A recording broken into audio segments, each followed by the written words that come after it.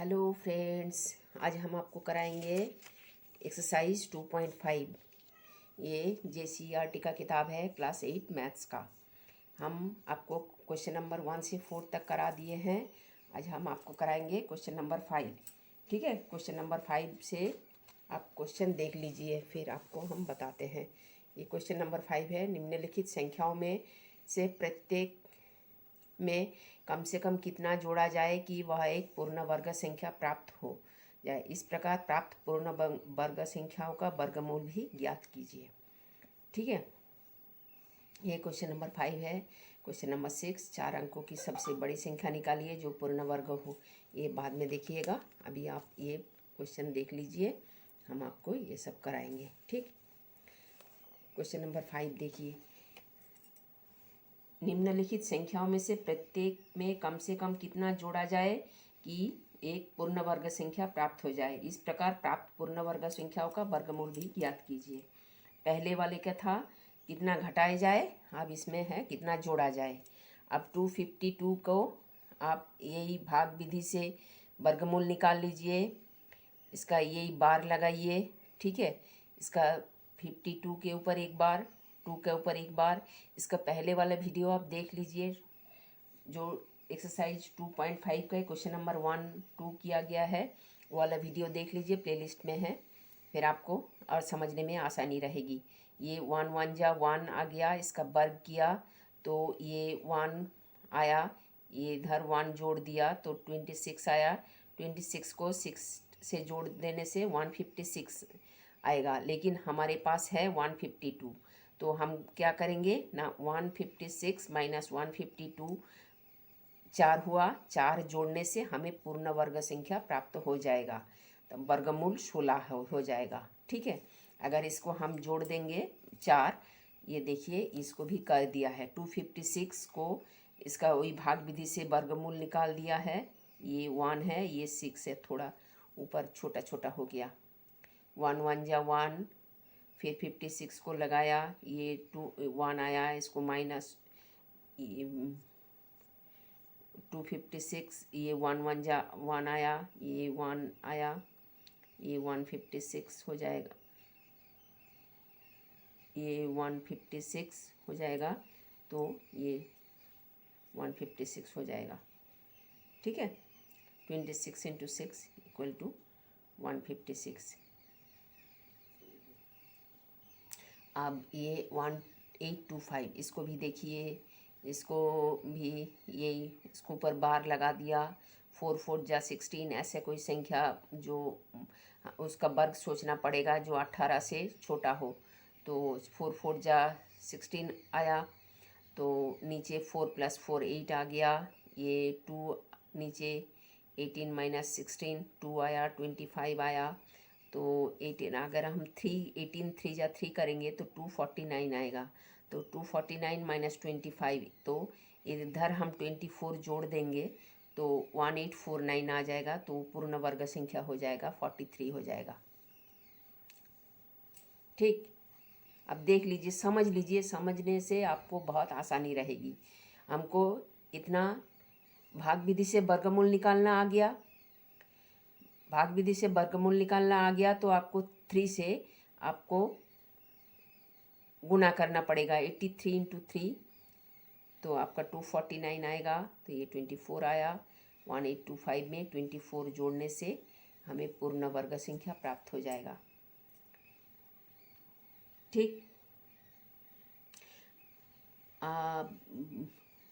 1750 है, इसको भी ऐसे ही करिए।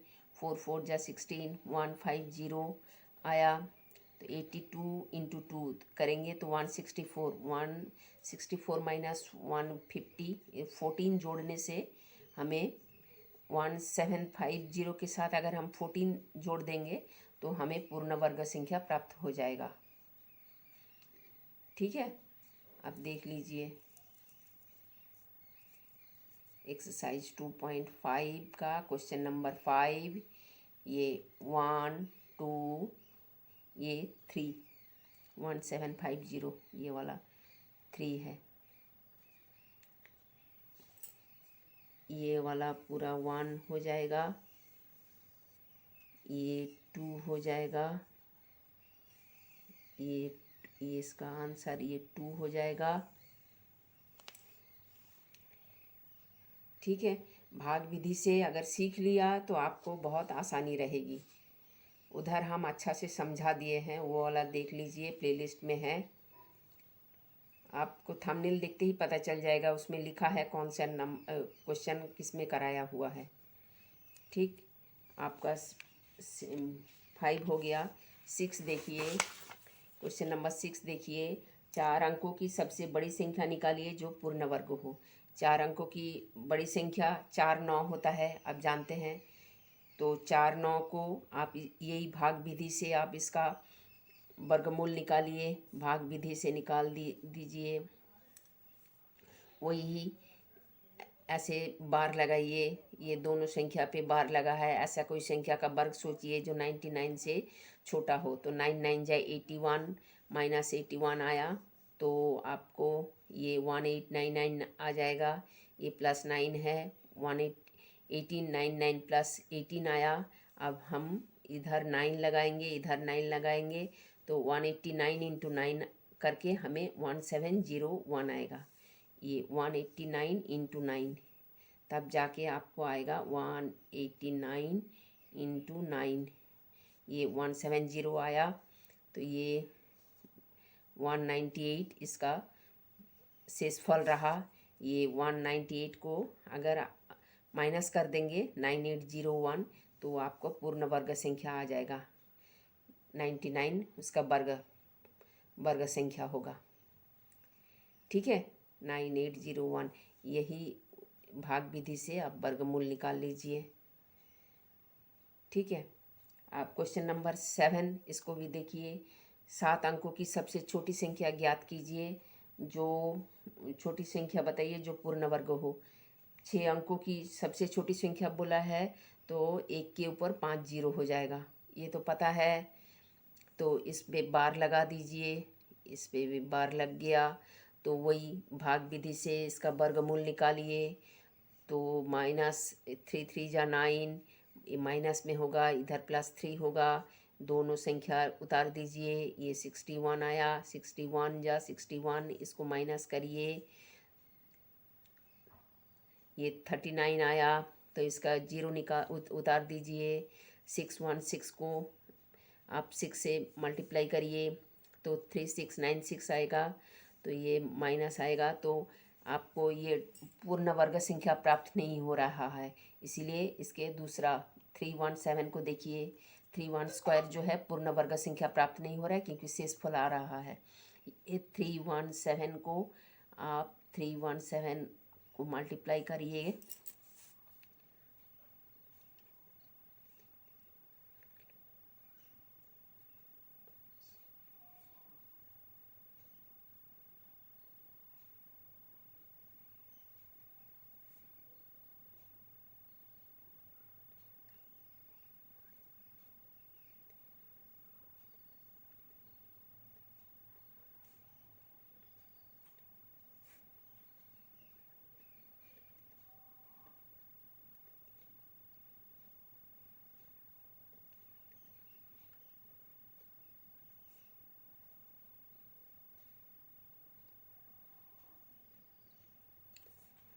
देख लिया, ये 100489 ये जो पूर्ण वर्ग संख्या हो जाएगा। 317 स्क्वायर का ये संख्या आएगा 100489। तो आप लिखिएगा 6 अंकों की सबसे छोटी संख्या जो पूर्ण वर्ग है, ये है आंसर इसका। ठीक, अच्छा अब क्वेश्चन नंबर 8 देखिए। एक आयत की लंबाई चौड़ाई की 6 गुनी है। यदि क्षेत्रफल 6144 सेंटीमीटर है तो आयत की लंबाई और चौड़ाई ज्ञात कीजिए। माना कि चौड़ाई 1 सेंटीमीटर, लंबाई 6 सेंटीमीटर। तो x into C x is equal to 6144 centimetre. 6 x square is equal to इतना, x square is equal to 6144 upon 6 is equal to 1024 centimetre. X square is equal to इतना सेंटीमीटर स्क्वायर, ये centimetre square. ठीक है, तो x equal to आप निकालिए 1024 का वही भाग विधि से आप इसका वर्गमूल निकाल लीजिए। 3 3 जा 9, ये माइनस हो जाएगा 124 हो गया। ये 3 + 3 6, अब 2 लगा दीजिए। 62 इंटू 2, ये 62 इंटू 2 124, इसे 32 आ गया। X square equal to 1024, x equal to 32 centimetre, वो जो चौड़ाई माना था। ठीक है, अब लंबाई जो है 6 इंटू 32 इक्वल टू 12, 32 इंटू 6 देख लेते हैं। 192 सेंटीमीटर। ठीक है, 192 सेंटीमीटर आंसर हो गया। चलो ठीक से लिख देते हैं, 192 सेंटीमीटर। ठीक, देख लिया। ये क्षेत्रफल इक्वल टू लंबाई इंटू चौड़ाई होता है, तो लंबाई हमने 6x लिया, x चौड़ाई है कि बोला गया है आयत की लंबाई चौड़ाई की 6 गुनी है। अगर चौड़ाई x है तो लंबाई 6x है, तो इन दोनों को मल्टीप्लाई करके इतना आया ना आया, तो 6x² is equal to 6144 centimetre, x square is equal to 6144/6, और ये 1024 हो गया। x इक्वल टू 32 सेंटीमीटर चौड़ाई और 6 इंटू 32 इन 192 सेंटीमीटर लंबाई हो गया। अब क्वेश्चन नंबर देखिए, आप क्वेश्चन कौन सा बोला है, किसी समकोण त्रिभुज में ABC, किसी समकोणी त्रिभुज में ABC में कोई एक समकोणी त्रिभुज लिया। क्वेश्चन नंबर 9, ठीक है। समकोणी त्रिभुज में ABC, समकोणी त्रिभुज जानते हैं, एक कोण समकोण होता है, तो B कोण 90 डिग्री बोला है, B समकोण है, A B और C। तो AB इक्वल टू 6 सेंटीमीटर दिया है और BC इक्वल टू 8 सेंटीमीटर दिया है, तो हमें AC ज्ञात करना है, AC हमें निकालना है। तो पिथागोरस थ्योरम से आप जानते हैं AB² plus BC² equal to AC²। ठीक है, तो AB हमारा 6 है, तो 6² plus 8² is equal to AC²। 6 6 36 plus 64 is equal to AC² is equal to 100 is equal to AC²। 10 equal to AC। ये सेंटीमीटर बोला है, ये सेंटीमीटर है, ये सेंटीमीटर है, ये सेंटीमीटर है, ये भी सेंटीमीटर है। 100 centimetre AC² is equal to same AB², ये सेंटीमीटर स्क्वायर हो गया, ये सेंटीमीटर, ये 100 सेंटीमीटर स्क्वायर है। 10 centimetre is equal to AC, ये 10 सेंटीमीटर हो जाएगा। ठीक, अब इसका A पार्ट ये वाला, और B पार्ट में क्या बोलते हैं, आप इसका B पार्ट देख लीजिए। AB हमें निकालना है, AC और BC दिया है, तो AC² equal to AB² plus BC² माने 13 centimetre square equal to AB² हमें निकालना है, प्लस 5 सेंटीमीटर स्क्वायर। 5 सेंटीमीटर का स्क्वायर हो जाएगा। 13 169 centimetre square equal to AB² plus 25 centimetre square. 169 minus 25 centimetre square equal to AB²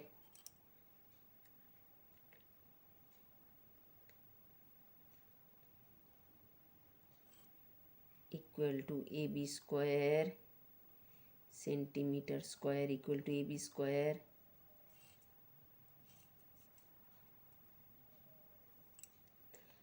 तो ये जो है 12 centimetre equal to A B. ठीक है, बस हो गया, ए बी निकल गया। थैंक यू बेटा। Please like share and subscribe, please like share and subscribe.